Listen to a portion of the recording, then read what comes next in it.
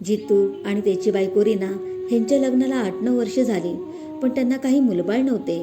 जितू आणि त्याची बायको रीना ह्यांचे एकमेकांवर खूप प्रेम. मुलबाळ नाही आपल्याला या गोष्टीवरून कधी एकमेकांशी वाद नाही घातला. दुःख वाईट वाटायचे त्यांना, पण तेवढेच एकमेकांना समजून घेत. कधी पण त्यांच्या दोघांच्या चेहऱ्यावर हसूच असायचे. त्यांना वाईट वाटत असेल पण कोणालाही जाणून द्यायचे नाही. रीना ही खूप मायाळू आणि प्रेमळ. दुसऱ्यांशी बोलताना प्रेमाने बोलत, सर्वांशी मिळून मिसळून राहत, घरातील माणसांबरोबर पण प्रेमाने वागत. एकदा मैत्रिणीच्या सांगण्यावरून तिने उपवास चालू केले तेव्हा रीनाला खूप त्रास होऊ लागला, पण रीना काही जितूचे ऐकत नाही. जितूला फार वाईट वाटायचे रीनाला त्रास झालेला पाहून.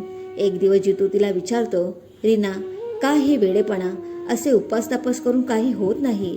हे हट्ट सोड, खाऊन पिऊन राहा. तुला असा त्रास झालेला मला नाही सहन होत. तुझ्याशिवाय माझे कोणी आहे का? त्यावर रीना जितूला समजावत बोलते, आपण त्रास सहन केल्याशिवाय कोणाला काही भेटते का? तुम्ही पण तर मेहनत आणि कष्ट करता, तेव्हा आपल्याला सर्व काही मिळतं. असेच आहे.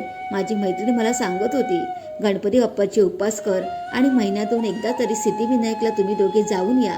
रीनाचे हे बोलणे झाल्यावर जितू तिला जरा रागातच बोलतो, हे असे काही करू नकोस आणि मला पण करायला लावू नकोस. असे वेडेपणा सोडून दे. माझा देवावर विश्वास आहे, पण असे काही उपवास करून स्वतःला त्रास देऊन काही मिळत नाही. तरी पण रीना काही उपवास करायचे सोडत नाही. ती गणपती बाप्पाचे उपवास चालूच ठेवते. काही दिवसांनी रीना जितूला हट्ट करते, आपण सिद्धिविनायकला जाऊया, तुम्ही वेळ काढा कामातून. जितूचे रीनाच्या पुढे काही चालत नाही.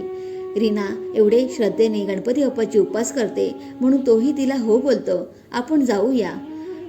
पण जितू मनात थोडा रागवलेला असतो गणपती बाप्पावर. सकाळी रीना लवकर उठून सर्व तयारी करून दोघं पण सिद्धिविनायकला जातात. मंदिराजवळ आल्यावर रीना खुश होते आणि जितूला बोलते, तुम्ही माझ्यासाठी आपल्यासाठी इथे आलात. गणपती बाप्पा आपले नक्की ऐकणार. विश्वास ठेवा, सर्व ठीक होणार.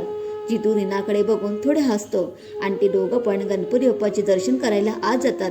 तेव्हा जितू गणपती बाप्पाच्या समोर हात जोडून मनातल्या मनात बोलतो, हे गणपती बाप्पा, माझी रीना तुझ्यावर खूप विश्वास ठेवते आणि तुझे उपवासही खूप श्रद्धेने करते. आज मी तुझ्यासमोर आलोय ते फक्त माझ्या रीनासाठी. तिला त्रास झालेला मला नाही सहन होत. गणपती बाप्पा, रीनाची तुझ्यावर खूप विश्वास आणि श्रद्धा आहे. तिच्यासाठी मी इथे आलोय. आज जे तुझ्यासमोर उभा आहे ते माझ्या रीनासाठी. तू तिला दुखू नकोस. तू तिला उपवासाचा प्रसाद नक्की दे देवा. गणपती बाप्पा, ही तुला माझ्या अंतरातून कळकळीची विनंती आहे. कृपा कराई देवा गणपती बाप्पा, माझ्या रीनासाठी. असे बोलून डोळे उघडतो आणि रीना त्याला हसत बोलते, काय मग, काय बोलला देवाजवळ? समाधान वाटते ना मंदिरात आल्यावर? असे त्यांचे गोड बोलणे झाल्यावर घरी येतात. काही 2-3 महिन्यातच रीनाला दिवस जातात. जितू खूप खुश होतो, रीनाही खूप आनंदात.